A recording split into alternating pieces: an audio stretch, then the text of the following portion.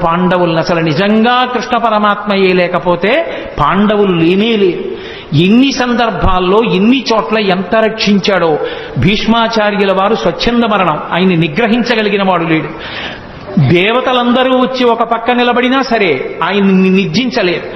ఆయనే చెలరేగి యుద్ధం చేస్తుంటే ధర్మరాజు గారు భయపడిపోయాడు. నిద్ర పట్టక శిబిరంలో తిరుగుతుంటే కృష్ణ పరమాత్మని చూశాడు.